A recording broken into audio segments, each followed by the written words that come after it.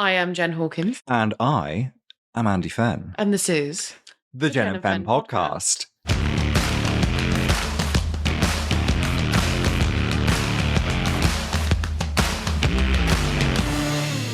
So, it's been a bit of a while. It's been a while. We are out of quarantine. Post-Rona. Because I had it, then you had it, and then... Yeah, well, you had it quite a while ago, didn't you? I did in February, didn't I? Yeah. And essentially what happened was I went to a trade show with work in March, which would have been about a week before we were due to record again. Yes.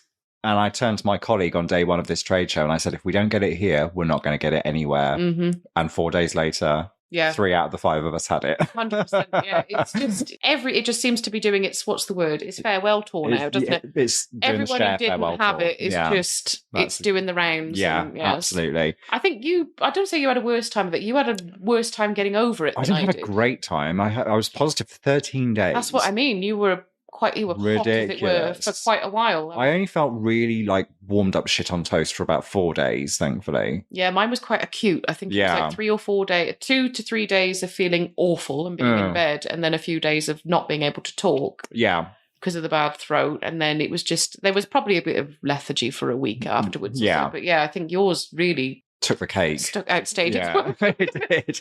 It did. So I mean, as we went on longer and longer, it became clear that we weren't going to be able to get together because the red line just kept coming up. Yeah, but I mean, arguably, it's not been a bad thing because we actually have a lot to talk about. We do have a lot to talk about. So we've got actually the next 3 episodes mapped out. We're hopefully going to get them all done today. So just in case Miss Rona rears her ugly head once more, we've got some stuff we can put out. But we're going to do a general news roundup / catch up. And then for the next episodes, we're looking at the Resident Evil franchise, which is probably the one franchise I would say really ties us together. I think so too. Tethers us completely. And we are doing our definitive ranking of all the mainline entries from worst to best. Yeah, I think it'd be a good one because I think we've got a lot of the same opinions on that. But we do, but then we don't. Yeah, we actually don't. We've deviated quite a bit. And there's actually some standouts in the franchise that are actually quite low down on our list. Yeah. Because I've kind of put the middle of the pack and then you've been like, nah, didn't like it. Yeah, so it's actually quite low down. Yep. We were looking. We've got like a reverse recency bias with Resident Evil. We've got a little list, haven't we? We haven't actually looked at yet. And no, sort of put it into a. We did a thing on Excel where we added our scores and then divided it by 2 and then sorted it in descending order. And then I just was like, I don't want to look at it. Yeah. I know what's last. Well, when it takes your scores and my scores for one of those things, it's you come up with that pound value thing. Yeah. Because Excel doesn't know what the fuck to do with that. It's like, what? So Resident Evil 6 is worth 5 pence. Yeah. So it starts. I mean, it starts and ends the same, and then everything in the middle kind of goes. Oh, it's all gone a bit. But yeah, it's the right in the middle. I think definitely that's going to be an interesting one. I feel, and it's subject to change in my case as well. I think the more we talk about it, the more some things might change. Maybe. I mean, in terms of the catch up. What's been happening during COVID and post-COVID, I think probably the standout thing for me is Elden Ring. Yeah, you've had a time with Elden Ring. I've had a real At point of recording, there is a rather large selection of printed documents on this table, which seems to be the map of Elden Ring in its entirety, and including but not limited to boss locations. Oh, they're all boss locations. They're all right. boss How locations. How many bosses are in this fucking game? A lot of bosses. Okay. An awful lot of bosses. That's my build. That's the build. Well, it's not even my original build. That's the build that I'm working on now, the Dragon Knight. I approve of the jellyfish shield. I like that. It's literally a jellyfish's head. Well, as I said to you, Cyberpunk has been my game for recent, but I'm getting paid next week, and I think this might be the one. You're giving it the sexy side eye. I am giving it the side eye. I'm the kind of the... Maybe. I mean, last time we spoke about it, we did touch upon it briefly. I don't know whether it was the last episode or the episode before, when it just come out. It was our games of 2022. Yes, because you'd not long started it. I don't think so. You'd only played a few hours. I played like 2 hours of it. Yeah, and I was very blasé-dar about the entire thing because you were like, is it good? And I was like, it's fine. Yeah, it's okay. And then you were like, should we do a whole episode on it? And I was like, no, I don't think so. You weren't convinced it was going to fill one. I don't think so. I could do a fucking 6-part miniseries on that shit. Absolutely, yeah. I mean, I've been trying to avoid because I know I'm going to pick it up. Yeah. But there's a streamer that I watch quite regularly who's now tits deep in playthrough 2. Mm-hmm. And it's just monopolised his time completely. It's equal parts spectacular and then actually weirdly chill because you've got this huge open world And as you can see from the maps... But the map is a bit... I mean, I knew it was open world and I knew it was big, but I had no idea it was this big. It's absolutely gigantic. Huge. And you immediately feel like there is a secret stuffed in every corner of this map. I don't expect anything less from though. No. That tender loving care, and there is such a devotion to lore in those games. And the world building is just seminal. It's unreal. wonderful. And obviously they've got George R.R. Martin involved, Game of Thrones writer, so it's really quite a special game. And it's an event game, isn't it? It always is with From, but this one I think is particularly big, because I think the last one was Sekiro, wasn't it? Yes. Or was it? No, I suppose it'd be the Demon Souls remake, yeah. But I mean, I suppose in terms of a new entry, I suppose the last one was Sekiro, which was quite some time ago. It was a while ago. A few years ago. Yeah, 2019? Something like that. And I picked that one up at launch and I really got on well with that, but I have only ever played it once. Yeah. Whereas me with Elden Ring, let me tell you, as we know, there's a PS4 and a PS5 version. Yeah. If you buy it digitally, as I did, you get both. Right. I started on the PS5 version. And then I got wind of the fact that in terms of performance, it's much better to run the PS4 version in backwards compatibility at the moment. And that is still the case, even after, we're on patch 104 now. That's bizarre. And that is still very much the case. I knew the PC version had problems. The PC version had the worst time of it, for sure. But the thing is, a lot of the time when you have a version of a game that is on PS4 and PS5, it's either a combined trophy list. Yeah. Or when you then load up your save in the PS5 version, all the trophies just pop automatically. Okay. This was not the case. Right. So 3 playthroughs deep on the PS4 version, I get the Platinum Trophy. I don't know where this is going. And then I thought, I wonder what will happen if I transfer my save file to the PS5 version. You can only transfer from PS4 to PS5, not the other way around. Right, okay. I thought, it could be a really easy Platinum. If I'm going to load my save into the PS5 version and everything's just going to pop, second Platinum, love that. And then part of me was like, I kind of hope it doesn't. Because if it doesn't, I get to play it again. Well, I was a bit worried about you for a while because my sister came on and went, Auntie's playing Bloodborne. And I went, right. And then all of a sudden something popped up on your social media about a Platinum on that one. Yeah. And then, you messaged me and said, I picked up Sekiro for £30. And I was like... You got the bug. Right. That was the thing. I finished Elden Ring once on PS4, and then I had the bug for FromSoft, which is usually what happens. So I then went and played Bloodborne, and it was actually Bloodborne that I got the Platinum on first. And I thought, I can get a Platinum on a FromSoft game. And then I was like, right, Elden Ring next. Let's get the Platinum on that. And as I say, I then transferred my save onto PS5 and I could get 5 trophies. There's 5 trophies for getting like all the legendary talismans and all the legendary armaments and all the legendary sorceries and incantations. And obviously I had those things in my inventory. So it was just a case of putting it in my chest and taking it back out again. And it recognized you topped had the trophy. Fair. Everything else had to be done again from scratch. Love it. That's simultaneously awful, but like you say, it's a total excuse to just go and play the game Another 3 again. Playthroughs. 3 playthroughs. 3 playthroughs on PS4 and then another 3 on PS5, and I loved every fucking second of it. Shit. I think I'm going to pick it up. I'm going to bite the bullet and pick it up because I haven't bought anything new for quite a while, and I just think the more I see of this, the more I think, yeah, because I said to you, my relationship with those games is very much it's a one and done thing, and I know people who are the same who haven't found that with Elden Ring. They found a lot of longevity Absolutely. in playing Elden Ring. I will say a couple of things. Is that the first playthrough is the struggle bus, because that's when you have no stats, you have no gear.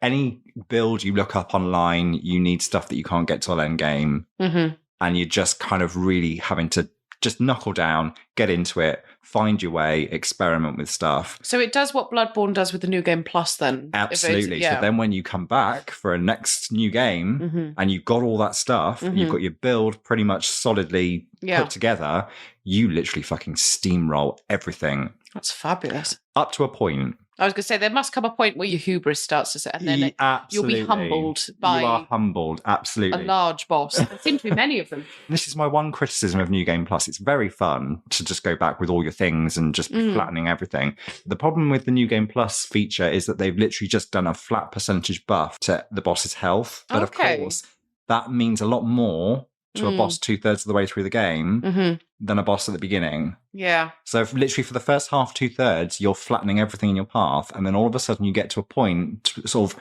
the last quarter going towards the end game, where you're like, okay, this is suddenly difficult again. Because a 10% health buff, or however many percent it is, I don't know, don't quote me on that. A buff to the health of that boss is much more significant. See, I think that's interesting because I remember the upscaling of enemies being a lot more intricate in old games. Because I remember Bloodborne, you would get it. So the New Game Plus, everything would get a damage boost. It would obviously get a health boost. I think so they do get a damage boost as well. With you. I think they do get a damage boost as well. So your enemies were very much a mirror of what you were capable of. Yeah, if that makes sense. So if you were tough as anything, then I mean, obviously you'd have the enemies you could knock over and farm for vials and stuff like that. Yeah. Most of the time, the game did level up with you, as in, so you never felt too confident. You never felt too overpowered. I think the other issue with Elden Ring is that it's so flexible that you can build a character that is just useless. Either useless or the complete opposite end of the extreme is broken. And the build that I chose to use for my first 6 playthroughs was like the broken build. I suppose it's quite an ambitious project for them because this is, for all intents and purposes, an RPG, isn't it?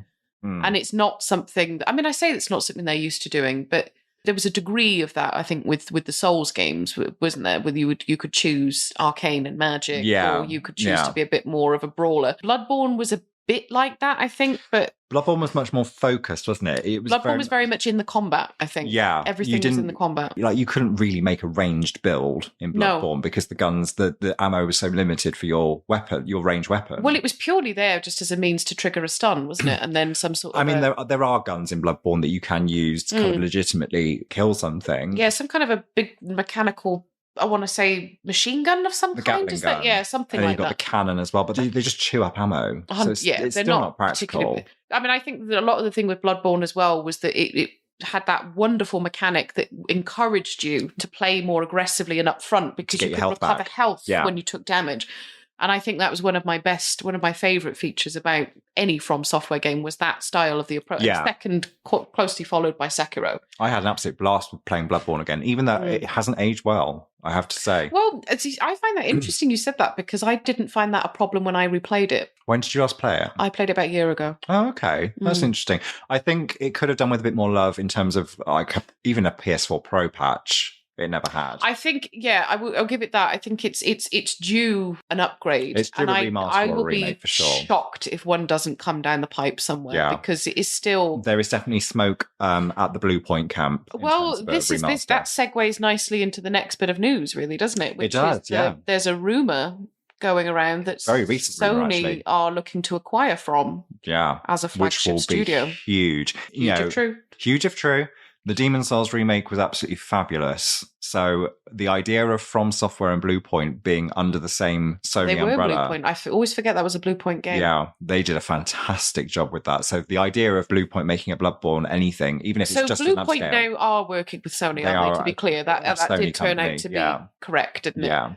So Bluepoint being on their roster, as it were, is huge. Is big news. Yeah, because there's a lot of potential there for other things. Such a talented studio. Very much so. I mean, the thing I always go back to was the remasters they did of Metal Gear Solid, which were brilliant. There were a few tiny things in there that you could find that were wrong, quote unquote. And it was silly things like textures and certain things that they've missed, I think.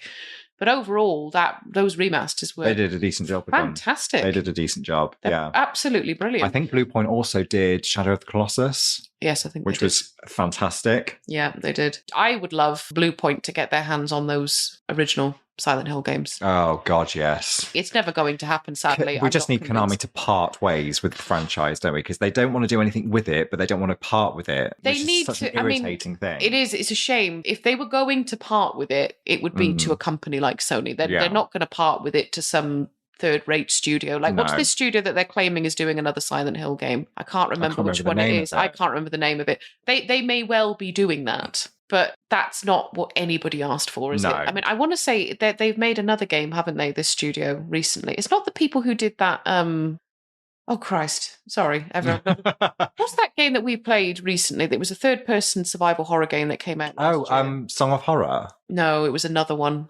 It was quite good, actually. It was pretty decent for a run-through. A horror? Yeah, it was... We both played it.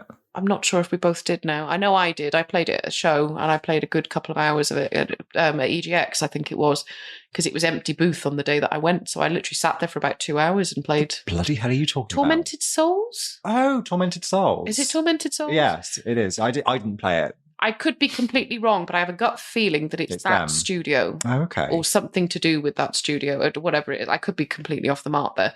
But the room, it wasn't a big studio. The rumour is the people taking on Silent Hill now, and it's... No.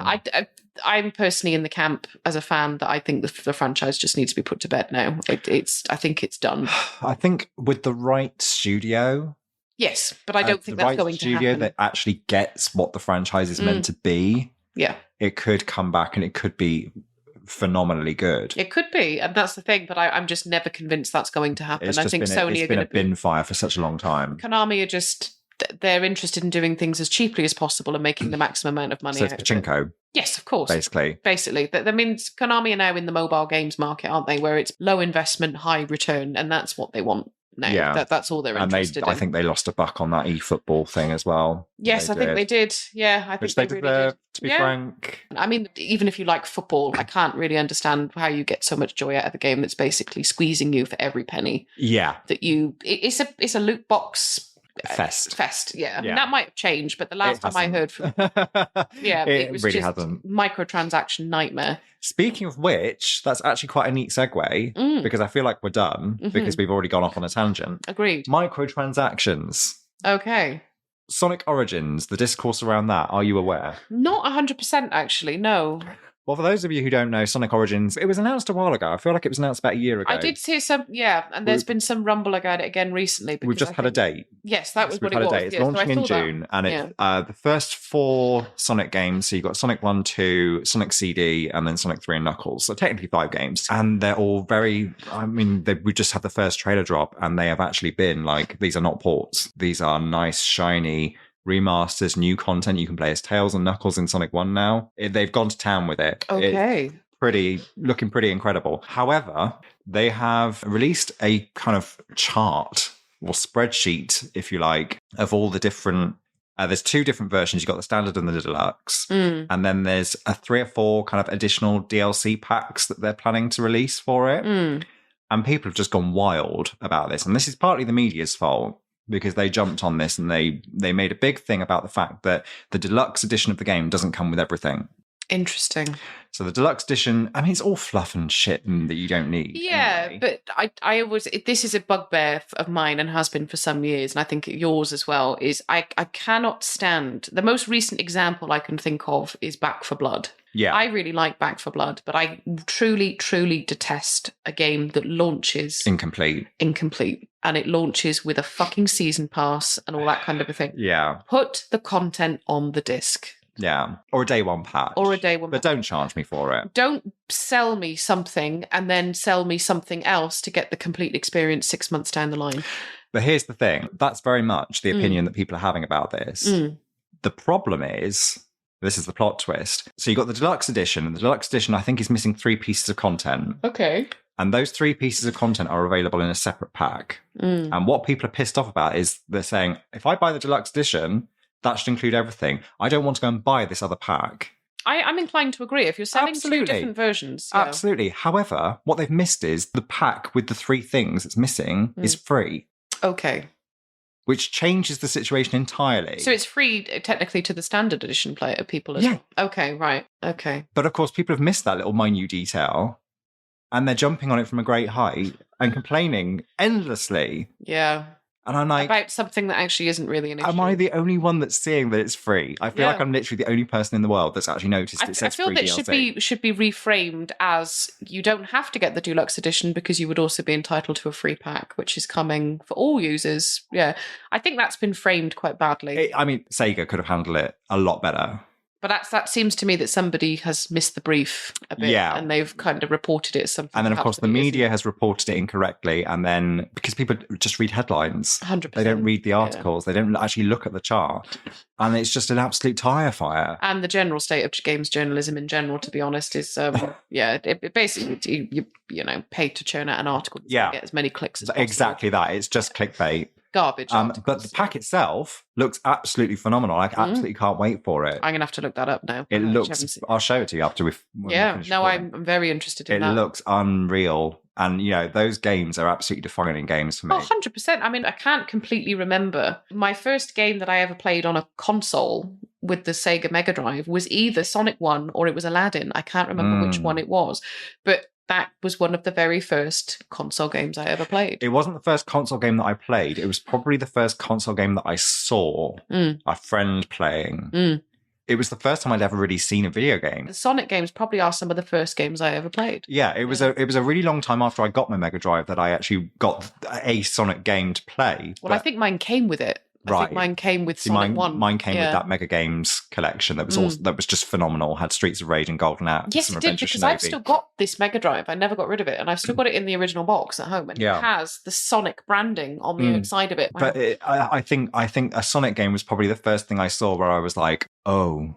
Well, you've always been a huge Sonic fan. Oh, I need this in my life. Really? And that would have been the spark that kind of lit the flame that now 30 years later I'm... Yeah. Well, you've always been a big Sonic fan. I mean, I was always a big fan of the original ones, but you've kept up with the series quite consistently. I have kept up with this. For better or worse. For better or worse, absolutely.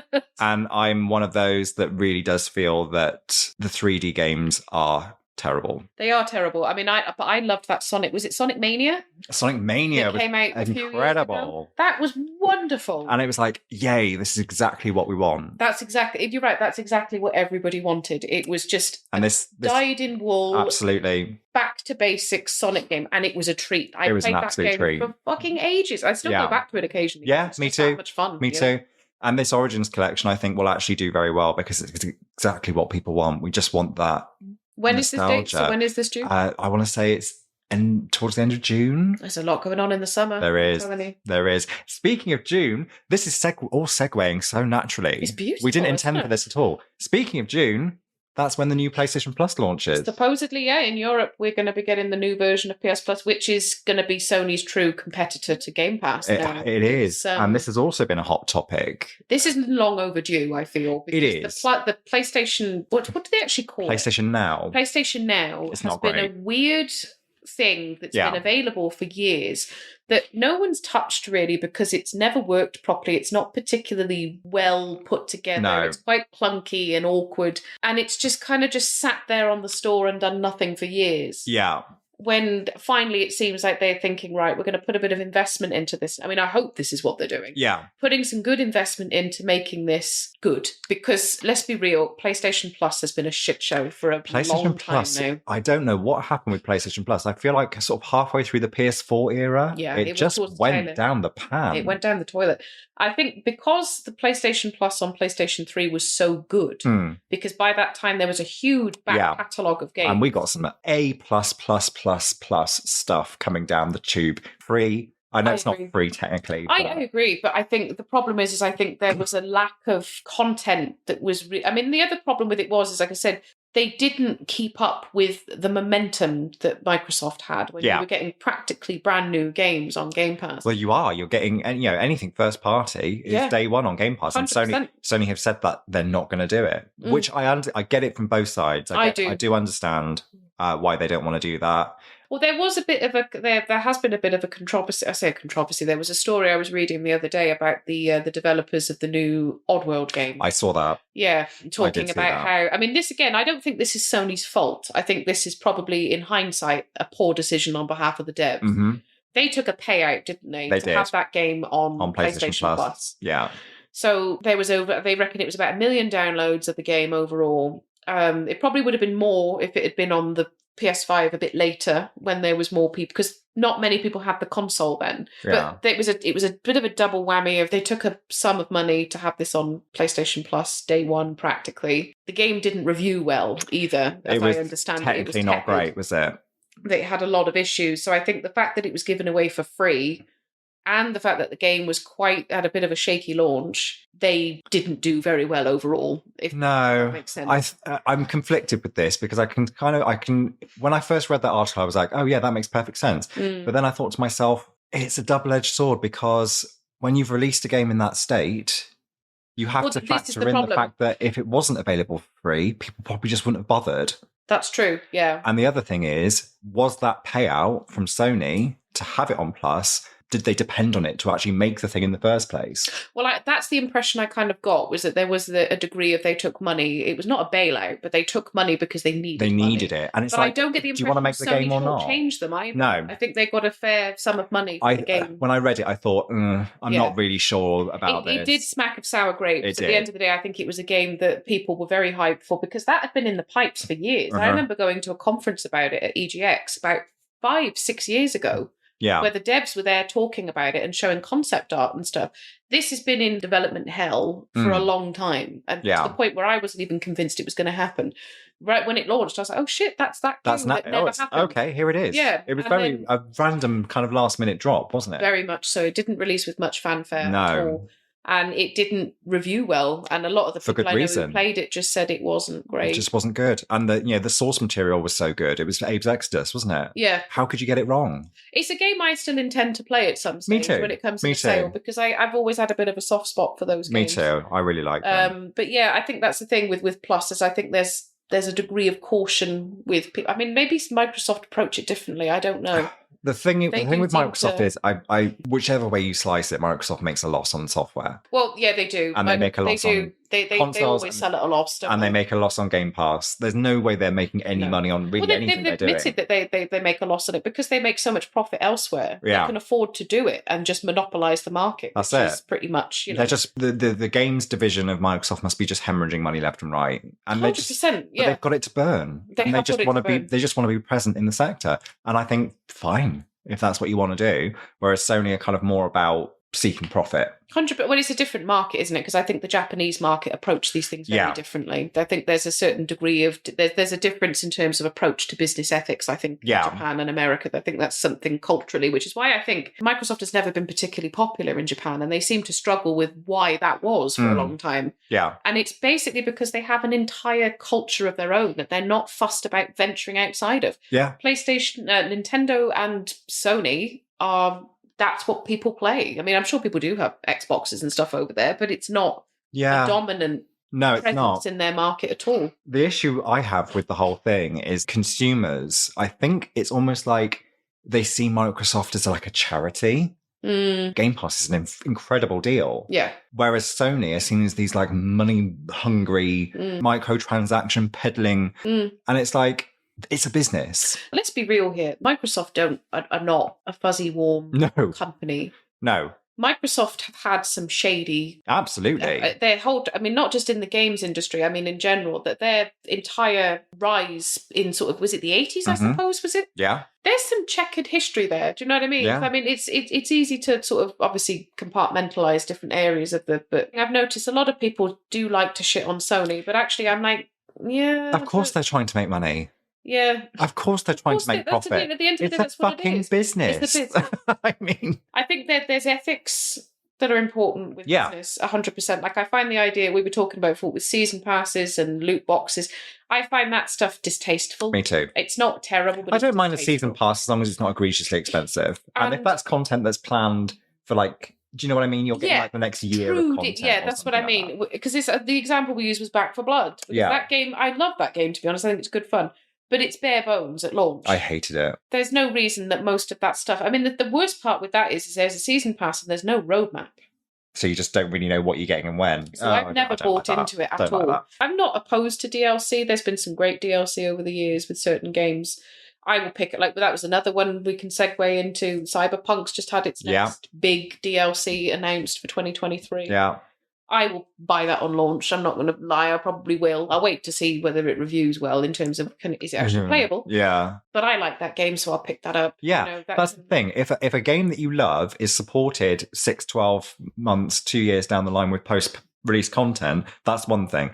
If a game ships and within a week there's DLC, I don't fuck with that. That's annoying. But that's what I mean. It's just it's bad form. The thing with the new Plus, I hope it's good, because I've been at the point of cancelling PlayStation Plus for a long time because I just don't use it. I've thought about it because I don't play online. The only game I do play online is Final Fantasy, and you don't need a Plus subscription to do that. Well, that was exactly my logic. However, I've had so many free games and games that I bought in Plus sales and stuff, and that's all tethered to your subscription, if you cancel it, That's you can't access true. any of that content. That's really the only reason I kept it. Yeah, that's true. To be quite honest I with think you. that's the only reason I still have it. But I mean, if it is gonna, I don't mind a bit of a price hike if it means we're gonna suddenly have a lot of not new content, but a library of content suddenly to sort of trawl through. It's what the content is that really appeals to me, because I'm such a retro nut. Same here. So the idea of having this treasure trove. I think you go back to this stuff more as you get older, you know. You do. It's just comfort. Well, I just find I don't get the same thrills from a lot of games anymore. Like, and that's not me saying, "Oh, we don't write games out." That's It's verging on that. But I mean, buddy duddies. I haven't. I mean, we were talking about this before. Like the excitement that you used to feel for certain releases. I haven't had that for a long time. No. I think there's a magic to those old, especially those PlayStation 2 era games. I think is the real sweet spot fever pitch in terms of the variety of content that you've got there. People made interesting games. Yeah. Not everything was a AAA release. You had like mid-shelf games that came out at like 20, 30 quid. Yeah. That were gems. Yeah. Like, there was some really good games out there. I mean, think about like Rockstar at the time. Mm. They had GTA was their flagship franchise, and then Manhunt came out.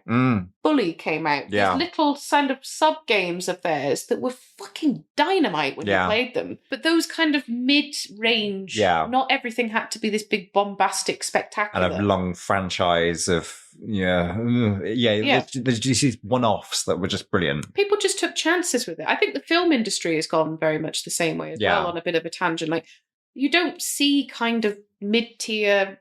I mean, I suppose they are out there, but I mean, remember look in the 90s when the films used to get that would come out in the cinema, like you had movies like Seven and all that kind of thing that would come out. There was a huge variety of creative content available, and I think that's something that has got lost. Again, this is all to do with the making the money thing. Again. Yeah, but it's also the diminishing returns of the technology as it's moved on as well. We're less and less impressed with every generational leap, whereas, thinking back to when we went from Mega Drive to PS1 to PS2, minds are blown left I and agree. right. I think it's partially that, but I think for me, a lot of it is just, I don't think that there are games that I hold really dear to me from that era that are just a masterclass in innovation, storytelling, character, music. And I can't really say that I've seen a lot close to it since. Not a huge amount. No, I mean, you get games like the original The Last of Us, which were a treasure when those come along. So Naughty Dog, I suppose, kind of carry that torch to some degree. Yeah, I would agree with that. And FromSoft as well. Of course, naturally. But the thing is, I guess what the difficulty that PlayStation Plus has with the kind of the top tier offering, which is where you get all the PS1, PS2, PS3 and PSP games, is how much is that going to appeal to someone who is, say, half our age or 2/3 of our age. I agree, but I would like to think that people would go back and play some of that, because I don't think a lot of it is aged horribly. I think and some people can play old games and appreciate them for what they are, even if they maybe didn't play them the first time. Yeah. But I think the nostalgia that you and I have is a lot more of a draw. I think it makes you more forgiving. Yeah. I think is probably the way to look at it. Absolutely. So there's, I mean, but that said, I mean, that there's people I know now who can't go back to play old games.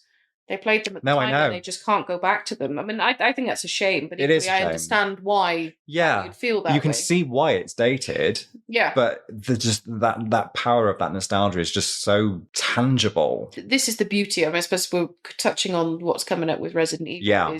Resident Evil is a series, I think, that is quite evergreen in that it's kind of updated itself very well as it's gone on. Yeah. In terms of remakes, I think Resident Evil as an overall franchise has some gold standard examples of how to do a remake. Absolutely. So there is that. But I mean, I suppose we just, what sort of games would you want to see on PS Plus, the new PS Plus? Is there any franchises you'd be looking forward to going to? We spoke about this briefly earlier when we were kind of putting together our list of things we wanted to talk about.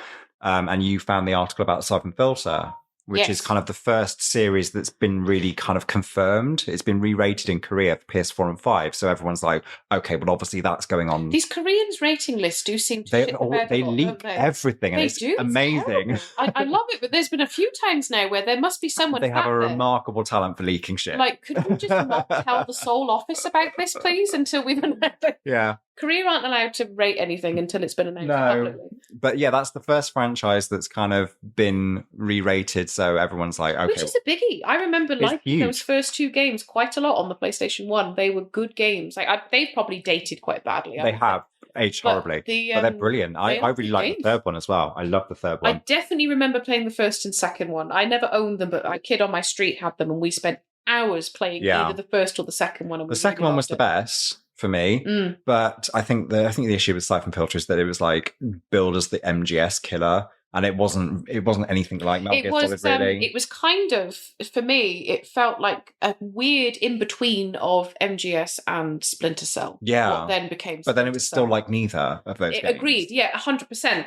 But it did kind of feel like it should be sat with MGS, Splinter Cell. And I'd be curious to see how many people do remember that franchise. Because while it was popular, you could probably mention it to a room full of people and they wouldn't know what you were talking about. No. Yeah. But then it did kind of die a death around the PS3, PSP era, didn't it? They did try to kind of bring it back. They did. It didn't quite work, no. But the reason that we're discussing this is because it's not just one of the Siphon Filter games or a couple of them. It's Siphon Filter 1, 2, Dark Mirror, Logan's Shadow. Is it? That's the PS2 ones? Yes, I think so.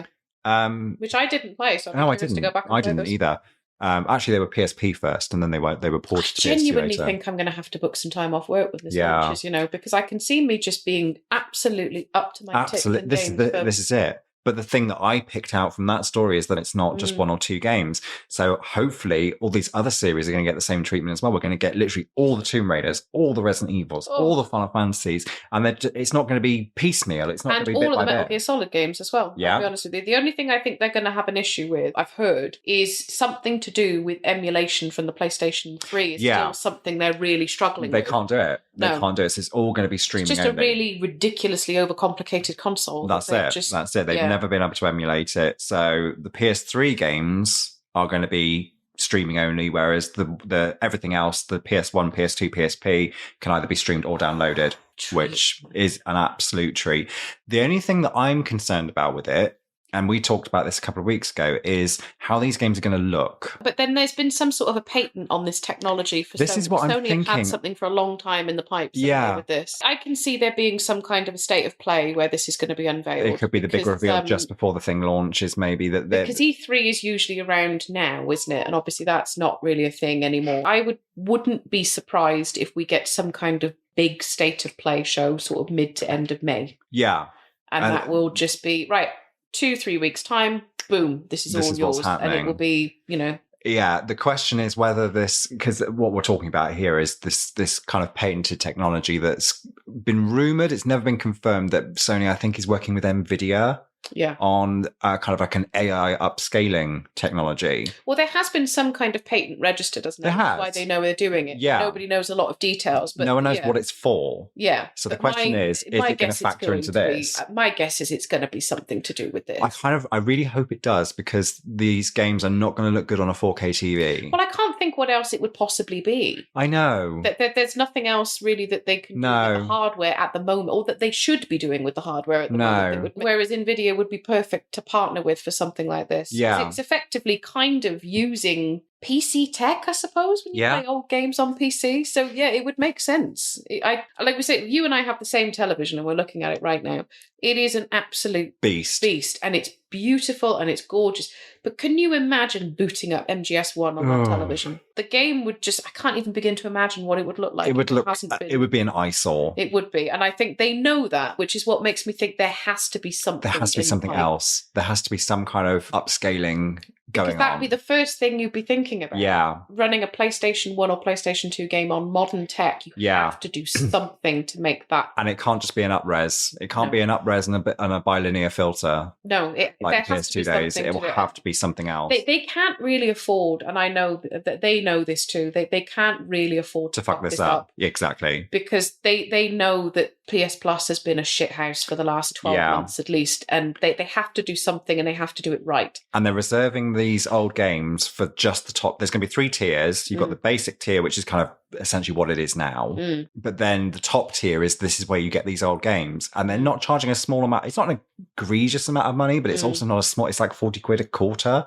It's not a huge amount of money considering how much you can potentially get. But if there's room to kind of up and down a bit, it might be that if you've got some time. I mean, I could imagine coming the end of the year when the weather gets shit again and everyone, I will put a lot of time into this if it's good. Like, but you could flip-flop up and down. Exactly, yeah. So if I'm not playing as many games during the summer, you kind of you lower your tier. Yeah. And when it comes to time where you got it, fire it up again. Yeah. You know? So as long as there is that flexibility, which I think they will do. Yeah. Absolutely. That's why the options you would just have to change your option before your billing date or whatever it is. Yeah. And then, so I think that would work. And that would be something I'd be happy with. Because that's the thing, there isn't a huge amount coming out this year that I'm that fussed about. No. So I don't mind putting a bit of extra money on the subscription to get access to this library of games. 3-4 months just burning through this catalogue if it's going to be as good as we think it might be. Yeah, I'm really excited for it. Very much so. I mean, there's a lot. There's so many franchises I would love to sort of... and even ones I can't even think about. Like, I just think about going through this library and seeing all these games and just being like, oh, yeah, that's it. And you have to make a list of which ones you want to play. And just being like random shit, overwhelmed by the choice. Stuff like Gex and Croc and 40 Winks and just Pandemonium, just those little curios that like you'd forgotten were even a thing. Soul Blade, those kinds of things I had. Soul Reaver. Yeah. Soul Reaver, Legacy of Kain. Now you've got my mind going. I'm going through this entire, and I'm just like, if they do this right, it could be gold. It could be absolutely brilliant. Nightmare Creatures. Tenchu would be a good one. I mean, fuck. We were talking about Tenchu not long back, weren't we? When you and I were talking about Sekiro. There's so much I can think of straight away. It's potentially an absolute Clock Tower. Alone in the Dark. It's a potential goldmine. Yeah, that's what I mean. They have to do this right. Yeah. Because I think this is, I wouldn't say it's Last Chance Saloon, but in terms of burning through good faith, I think this is, to a degree, Last Chance Saloon. And there are also an awful lot of people, and the response has been very mixed. You've got people like us who are just obsessed with the idea and just literally want to get it now and download everything. We're old, you know. We are old. Yeah. And then there's also the people that are like, why would I pay extra to play old games? And that's fine.